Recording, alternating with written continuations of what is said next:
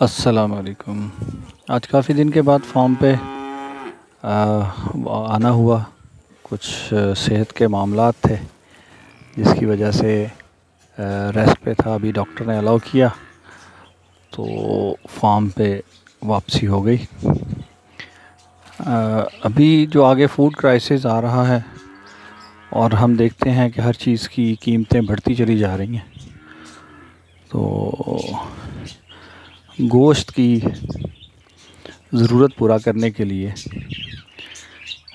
एक ये project start किया है। इंशाल्लाह ये जो हमारा ये खरगोश नज़र आ रहे हैं आपको, ये इसकी ब्रीडिंग स्टार्ट कर रहे हैं हम। ये ख़ास नस्ल है, इसको न्यूजीलैंड वाइट कहते हैं और इसका वज़न आम हमारे जो लोकल खरगोश होते हैं उससे कहीं ज़्यादा होता है।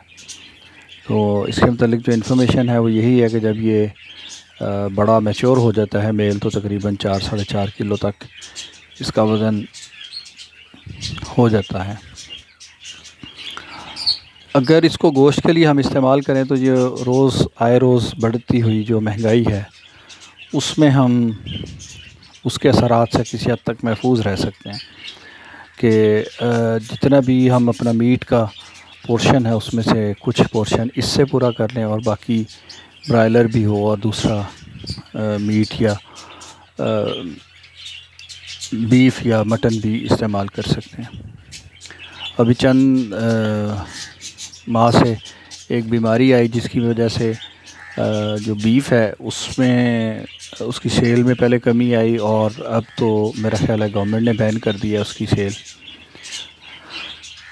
उसको किसी न किसी तरह से हैंडल किया जाना चाहिए कि कैसे हम उस सारे क्राइसिस में से निकल सकते हैं और अपनी खुराक की ज़रूरियात पूरी कर सकते हैं। तो इंशाल्लाह बहुत जल्द हम ये ऑफ़र करेंगे, जो लोग इसका गोश्त खाना पसंद करेंगे उनको हम ये ऑफ़र करेंगे कि वो इसको ट्राई करें। और हम बाकायदा तौर पर जो खरगोश का रैबिट मीट है उसको हम चाह रहे हैं कि अब इंट्रोड्यूस करें और लोग जो है इसको खाना शुरू करें।